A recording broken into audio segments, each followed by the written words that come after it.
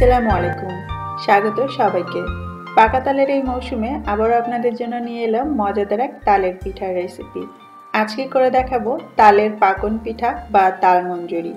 দেখতেই পাচ্ছেন পিঠাটা কতটা নরম আর রসে টইটুম্বুর, সেই সঙ্গে খেতেও কিন্তু ভীষণ মজার।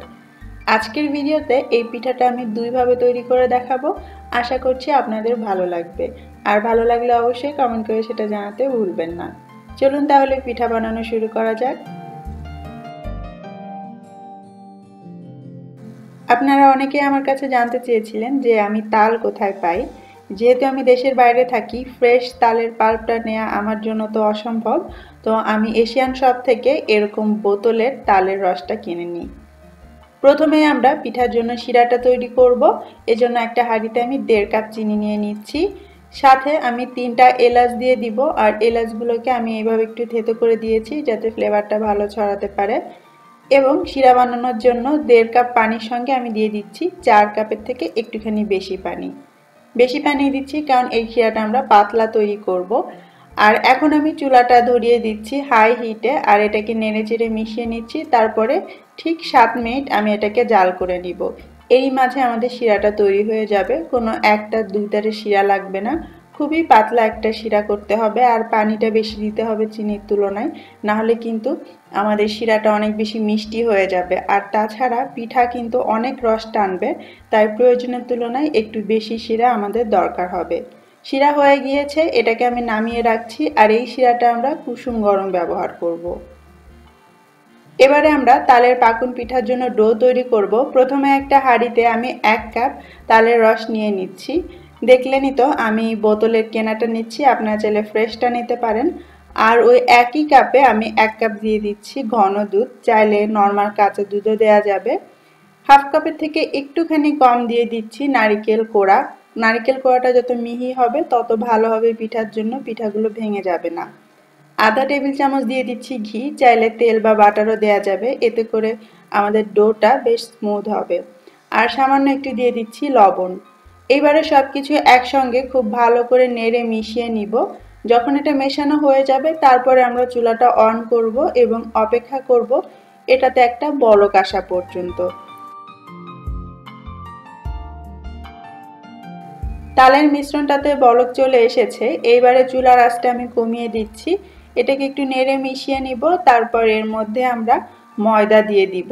এটার আসলে কোনো পরিমাপ নেই, এই মিশ্রণের উপর ডিপেন্ড করে যতক্ষণ না একটা কায় তৈরি হচ্ছে ততক্ষণ আপনার যতটুকুন প্রয়োজন আপনি একটু একটু করে ময়দা এর মধ্যে দিতে পারেন। তারপরও আপনাদের সুবিধার্থে আমি মেপে নিচ্ছি। আমি প্রথমে 1 কাপ দিয়ে ট্রাই করছি, যদি লাগে আমি আরও একটু দিব। আর ময়দার পরিবর্তে আপনারা চাইলে চালের গুঁড়ো দিতে পারেন, আবার সুজি দিয়েও কিন্তু এই পিঠাটা তৈরি করা যাবে।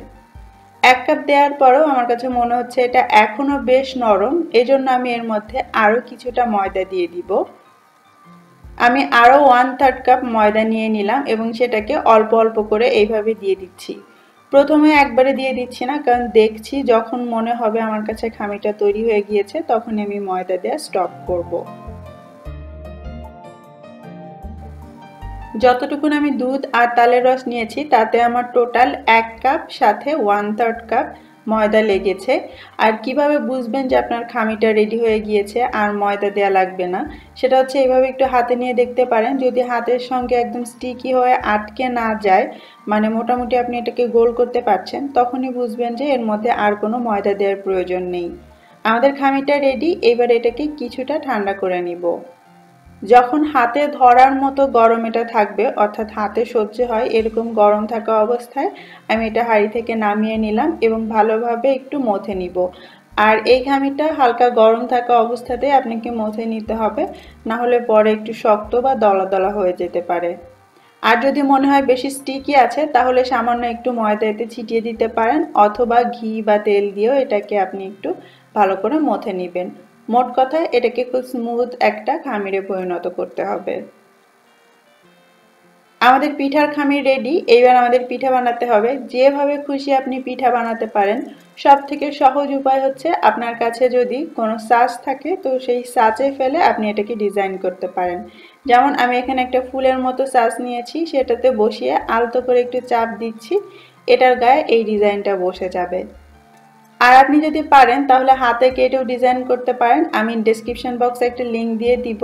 মুখ পাকুন পিঠাতে আমি অনেকগুলো ডিজাইন দেখিয়েছিলাম, আপনারা সেগুলোও করে নিতে পারেন চাইলে।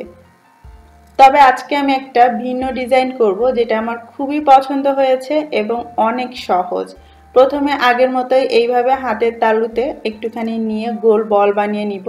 তারপরে চাপ দিয়ে আমরা স্বামী কাবাবের মতো একটু চ্যাপটা করে নিয়ে এর ওপরে বেশ খানিকটা তেল লাগিয়ে নিব। তারপর যেটা দিয়ে ডিজাইন করব সেটা হচ্ছে তেলের চামচ, বা ভাজাভুজি করার সময় তেল থেকে ওঠানোর জন্য যে চামচ আমরা ব্যবহার করি, যদি এই ধরনের চামচ থাকে সেটার উপরে আলতো করে এইভাবে একটু চেপে দিতে পারেন। খুব বেশি গভীর করবেন না, মোটামুটি একটু গভীর করলেই হবে। আর বের করার জন্য এইভাবে একটু ঝাঁকি দিলেই বের হয়ে আসবে, যেহেতু এর উপরে আমরা তেল লাগিয়ে নিয়েছিলাম। দেখুন কত সুন্দর একটা ডিজাইন হয়ে গিয়েছে। আর ভাজার পরে এটা দেখতে অনেকটা কিন্তু গোলাপ ফুলের মতো হয়ে যাবে। আমি সবগুলো এভাবে বানিয়ে নিয়েছি, এইবারে ভাজার পালা। ভাজার জন্য চুলায় একটা হাঁড়িতে আমি তেল নিয়েছি। ডুবো তেলে পিঠাগুলো ভাজতে হবে, আর তেলটাকে বেশ ভালো মতো গরম করতে হবে, না হলে তেলের মধ্যে পিঠাগুলো ভেঙে যেতে পারে। আমি চেক করে নিলাম।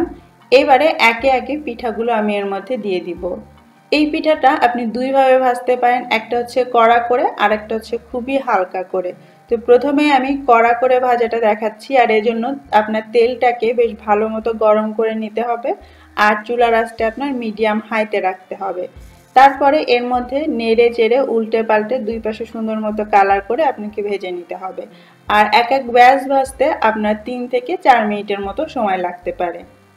পিঠাগুলো ভাজা হয়ে গিয়েছে, এবার আমি তেল থেকে তুলে সরাসরি সেই যে আমরা শিরাটা তৈরি করে রেখেছিলাম তার মধ্যে দিয়ে দিচ্ছি। তবে মনে রাখবেন, গরম গরম পিঠা অতিরিক্ত গরম শিরাতে দিবেন না। শিরাটা যেন কুসুম গরম বা আঙুল ডুবিয়ে রাখা যায় এরকম গরম থাকে। আর পিঠাগুলো একদম তেল থেকে তুলে সরাসরি দিয়ে দিবেন। তারপরে এটাকে 15 থেকে 20 মিনিট এই শিরাতে ভিজতে দিলেই হয়ে যাবে। পিঠাগুলো ভেজা হয়ে গেলে তারপর আমি এগুলোকে তুলে ফেলছি, যাতে পরবর্তী ব্যাচের পিঠাগুলো আমি এর মধ্যে দিতে পারি। এতে করে আগের পিঠাগুলো ভেঙে যাবে না। পরবর্তীতে শিরা বেঁচে গেলে ওই শিরাটা আপনি পিঠার উপরে ঢেলে নিতে পারেন।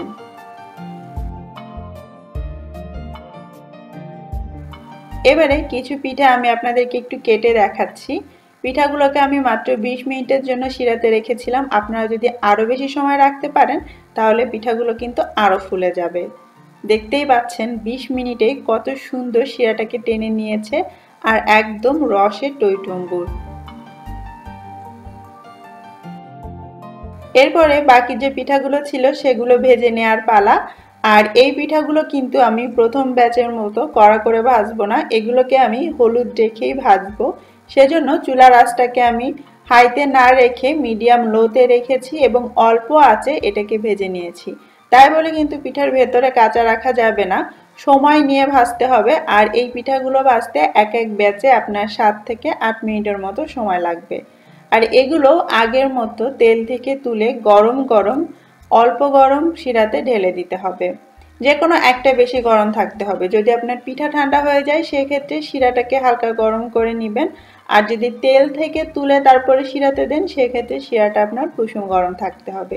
এবং এটাকেও ভিজতে দিতে হবে যতক্ষণ না ভেতর পর্যন্ত রস ঢুকে। আরও 15-20 মিনিট পরে আমি পিঠাগুলোকে এবার তুলে নিব। দেখতেই পাচ্ছেন পিঠাগুলো কত সুন্দর নরম হয়েছে, আর ডিজাইনটাও কিন্তু একদম পারফেক্ট ফুটেছে। রস থেকে পিঠাগুলো তুলে আমি একটা সার্ভিং ডিশে দিয়ে দিচ্ছি, আর ওপর থেকে রসগুলো এভাবে দিয়ে দিচ্ছি। এভাবে করে রেখে দিলে 2-3 ঘন্টা পরে পিঠাগুলো আরও ফুলে যাবে, খেতে আরও বেশি মজার এবং সফট হয়ে যাবে। সাজানোর জন্য ওপরে আমি একটু বাদাম কুচি দিয়ে দিচ্ছি, তবে এটা একেবারেই অপশনাল। চলুন এই পিঠাগুলো একটু কেটে দেখা যাক ভেতরটা কেমন হলো।